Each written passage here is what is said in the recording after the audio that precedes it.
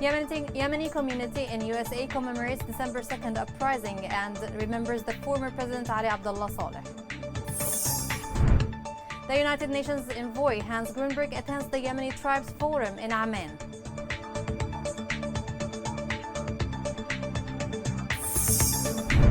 The international community's leniency with Houthis further their crimes against Yemenis.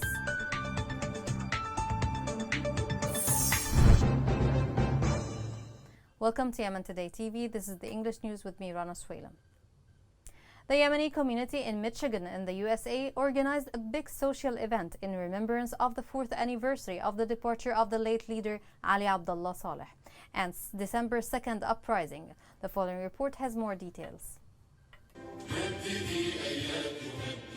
The Yemeni community in the state of Michigan, the United States of America, commemorated the 4th anniversary of the 2nd of December's uprising and the death of the leader Ali Abdullah Saleh on the hands of the Houthi rebels. Today we are among a large number of the Yemeni community in the state of Michigan. This gives us pride that we continue the legacy of the leader Ali Abdullah Saleh and his companion. The revolution is continuing. The 2nd of December uprising is ongoing until we reach the goal of restoring the Republic and the state of Yemen. I come from New York to here, 12 hours by car to commemorate the death of the leader Ali Abdullah Saleh and the Secretary General Arif al-Zouka. Participants recall the murders of the late leader Ali Abdullah Saleh and his companion, Secretary Arif al-Zouka, and their massive sacrifices for the sake of the homeland. They recalled Saleh's last words, calling the Yemeni people to defend the homeland from the militia that swept the country. It is a call to continue the revolution that was born to live. The revolution was born to continue. It will continue as long as fighters hold their positions until the victory be achieved. We will commemorate this event in a yearly basis. President Ali Abdullah Saleh was the only president who was able to rule Yemen as a whole. We renew the pledge that we will continue his path. Yes, it is a sad memory, but we will commemorate it every year. During the commemoration of leader Saleh's death, participants remembered his calls in the face of the militia, which seeks to turn the wheel of history back, and his call on all Yemenis to preserve their homeland and the Republic, warning against entering Yemen in unimaginable situation. Michigan Yemeni community listened to words of the leader, affirming that they will continue his path until the homeland is restored from the grip of the Iranian-backed Houthi militia. They reiterated they will implement Saleh's commandments by working on the preservation of the Republic and holding on the gains of the glorious September and October revolutions that are being kidnapped by the Houthis. UN envoy to Yemen Hans Grunberg said his mission in the country focuses on implementing 2216 resolution. He added that he is not authorized to go beyond this mission. The statements of UN envoy came during a forum for Yemeni tribes in the Jordanian capital Amman. With the conference, Yemeni tribal leaders discussed the current and future role of the Yemeni tribes in reaching immediate ceasefire, stop military escalation, and end the conflict. The forum also sought to reach a common approach to the role of tribes in supporting the peace process in Yemen. To Hodeidah, local authority in Hais met with a delegation for United Nations Office for the Coordination of Humanitarian Affairs. The meeting discussed people's needs in Hais, especially with the increase of displaced families that flee from Houthi-controlled areas. The meeting focused on health, education, water, and relief services, as well as adding the displaced and the host community in the World Food Programme's lists. The meeting also touched on the problems faced by citizens as a result of mines planted by Houthis in order to form specialized teams to remove them. The Houthi militia launched 6 ballistic missiles on residential areas in the city of Marib. Minister of Information said the rockets hit separate areas, wounding 3 civilians and damaging homes, public and other private properties. The minister added that Houthi repeated rocket strikes on Marib city is a cowardly act of revenge after their failure in the battlefronts. He called on the international community to condemn such strikes with missiles that are smuggled from Iran, calling on the international community to name these attacks as a war crime and to work to classify the Houthis as a terrorist organization. Still in Ma'rib, where the battlefronts in the south of the governorate have seen violent clashes between the government forces and the Houthi rebels. Sources said the battle centered in Dana and Al Amoud fronts. Government artillery and coalition jets targeted the rebels, hideouts and reinforcements. The fighting destroyed 16 military vehicles and killed all Houthi crews on board. المسنودة بمقاومة الشعبية وميليشيات الحوثي في جبهة دنا 5/12/2021. To Taiz, military media said Houthi militia targeted homes of civilians in the liberated village of west of Taiz with dozens of mortar shells. On the other hand, joint forces liberated new areas in Maghbana with the support of coalition fighters. According to military sources, the joint forces liberated large mountain chains in Al-Barasha area and Shamir. Sources added that coalition airstrikes targeted the militia's reinforcements and destroyed them. Houthi militia launched a new campaign targeting residents in Al-Hayma area in Taiz.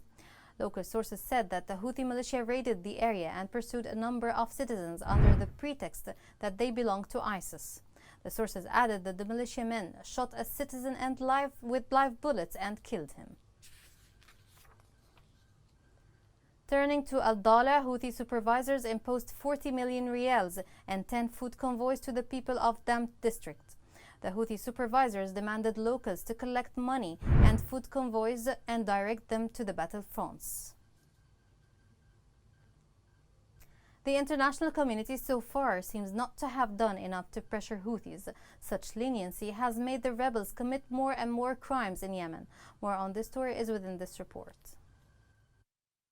The international community should reconsider the way it deals with the Houthi militia, work to relist it on international terrorism lists, and label its leaders as war criminals. The Houthi rebels considered the decision to raise the classification made by the US as an encouragement for its aggressive behavior and a green light for its continued military escalation, the killing of Yemenis, the continuation of its crimes and human rights violations, and the doubling of its terrorist activities that threaten regional and international peace and security. Since the classification was lifted, the Houthi militia has turned its back on efforts to pacify and bring peace, and has escalated its military operations in the governorates of Al-Bayda, Shabwa, Ma'rib Taiz, Al-Hudayda, Al-Dala, and Lahsh. It has increased the pace of its terrorist attacks on the liberated and Saudi regions using missiles and Iranian-made drones. The Yemeni Minister of Information explained that the decision to raise the rating is part of the international lax situation in dealing with the Houthi militia, pointing to the ignoring of the continuous Houthi escalation in Ma'rib and turning a blind eye to its crimes and daily violations against civilians. The international community must assume its legal and moral responsibility to punish Houthi officials and put an end to this potential catastrophe that Yemen and the region will suffer from for the next 25 years. The coalition said it killed more than 115 Houthi militants in 19 airstrikes in Ma'rib and Al-Jawf.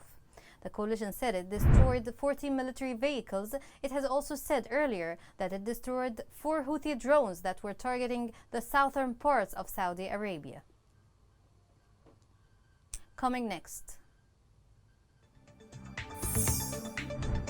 Public discontent in Abiyan over crumbling living and economic conditions.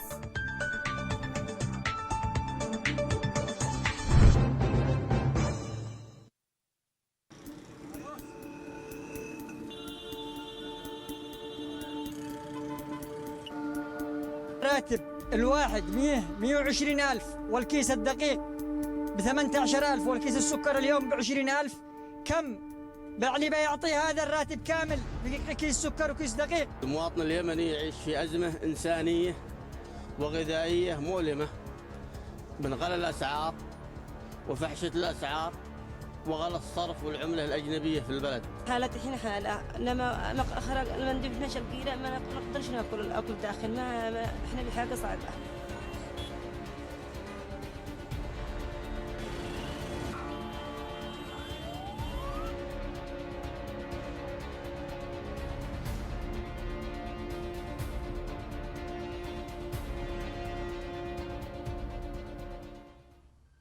Welcome back.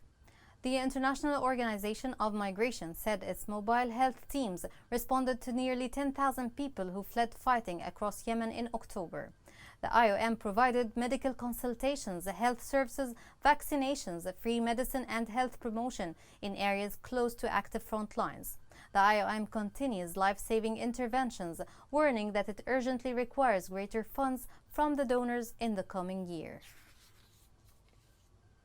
Yemeni President Abdurrabbu Mansour Hadi requested an urgent Saudi economic support to save the rial after reaching a historic collapse against foreign currencies. The government news agency said that President Hadi handed the Saudi ambassador a message to Crown Prince Mohammed bin Salman related to relations in its various aspects, focusing mainly on the difficult economic conditions in which Yemen is going through. Two Abiyan merchants closed their shops in protest over high prices and the deterioration of services. People expressed their total dissatisfaction to the current economic situation. More on the story is within this report. Wholesale and retail traders in Abiyan Zunjubar closed their shops due to Yemen's grinding economic crisis. This step came after the insane rise of food and consumer good prices. Citizens cannot afford buying basic life necessities, especially with lack of income and low unpaid salaries. Merchants' decision came as a protest against the national currency drop that led to increase in prices. Today we are living in a very poor economic conditions. Most of the shops are closed, and the reason is the rise in price of the national currency as a result of what is happening in the country. These conditions affect people who don't have a source of income. We call on the government to take swift action before it is too late. Citizens, on the other hand, expressed their anger with the current economic crisis, stressing that this has exacerbated their suffering. Shops are closed in Abiyan. People cannot do anything. The price of sugar has reached 60,000 rials and flour prices around 50,000. This is unjust and we cannot bear it. We don't want neither the government nor parliament. Nothing. Let the people rule themselves. The price of flour is 50,000 rials. Salaries do not exceed 60,000 rials and they only get paid once in a while. Pensions have a salary of 20,000 rials. How can the citizen bear these prices? The government should resign because it didn't give us anything unless poverty. Every day the rial drops more and more and people are dying of hunger. The government was unable to change the situation. Minister of Health Qasim Buhaybeh said that the current economic situation is unbearable, stressing that it can only be solved with external support. He said that if members of the cabinet saw that their resignation is going to solve the problem, they will not hesitate. The Yemeni rial recorded a new record collapse against foreign currencies after the US dollar crossed the barrier of 1,700 rials for the first time in its history. State-run universities in Aden, Taiz and Abiyan started a total strike in protest against the deteriorating economic conditions. In a statement, the university said the strike comes after the economic situation became catastrophic. They called on authorities to restore the salaries of faculty members to their true value, in addition to increasing salaries up to 50%. The Union of Faculty Members at Hadramaut University organized a protest due to the deterioration of the local currency. Protesters demanded the government to find urgent solutions to the continuous deterioration of the national currency and to raise the salaries of employees. They expressed their refusal to raising the prices of oil products and food supplies. In Taiz, hundreds of citizens took to the streets in a protest denouncing the deteriorating economic situation and the high cost of living. Protests were accompanied by a complete closure of shops, including banks and bakeries. هكذا بدت اليوم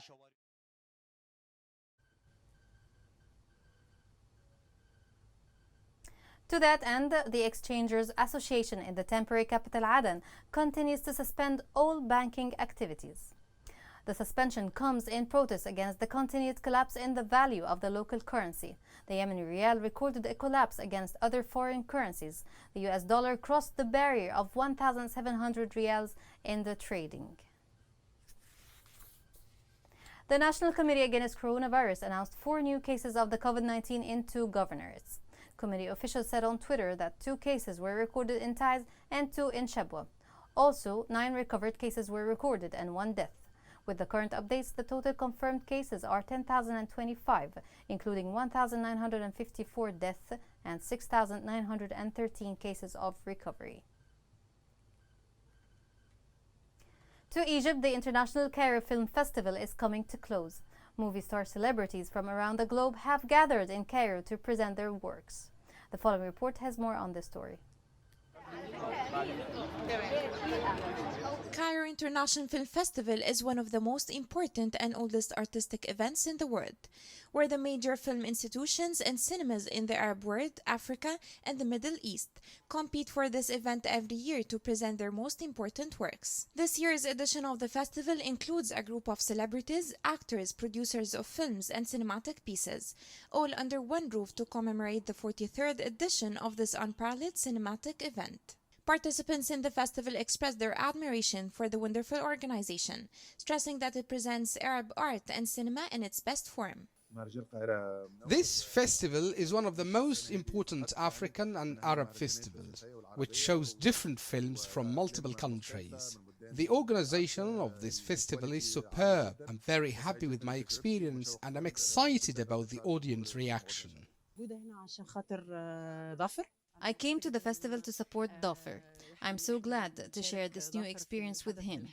I think his movie will be outstanding because he's talented in cinema and acting. There is also a constellation of brilliant artistic names on the jury committees of the festival's competitions. The total number of films screened in this edition of the festival reached 111 films representing nearly 63 countries. Participants in the festival, which produces Arab, international, and regional artistic and cinematic works, consider that the most important thing presented to the world is the unique and distinct cultural diversity since the launch of its first session in the year 1976. The 43rd edition of the festival is exceptional, with more than 100 film productions are showcased. The festival includes very important seminars too, starting with honoring Karim Abdelaziz and Nelly Karim. Committee selection was great, as it made a strong leap for Egyptian drama and cinema. It's amazing so far. I only got here last night, but this is so glamorous and so big and so exciting that the film has been invited here. It's a great place to premiere the movie. Art is the reshaping of the surrounding reality, not the creation of a new one. Stanley Kubrick. This saying applies to what's going on in the Cairo International Film Festival. The festival is the largest and oldest in the region, as it's the only international event in the Arab region that is devoted for cinema and those who are involved in the industry. This year's version of the festival is hosting different Arab and international movies that express different cultures and backgrounds. From the Egyptian Opera House in Cairo to Yemen Today, Roshan Fouad. Here's a reminder of the main headlines.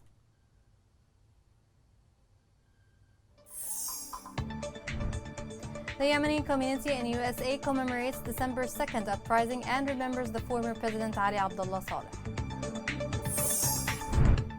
The United Nations envoy Hans Grunberg attends the Yemeni Tribes Forum in Amman.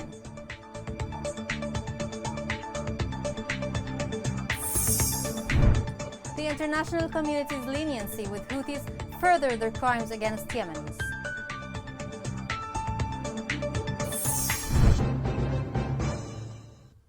This is the end of the news. Thank you for watching. Have a great day.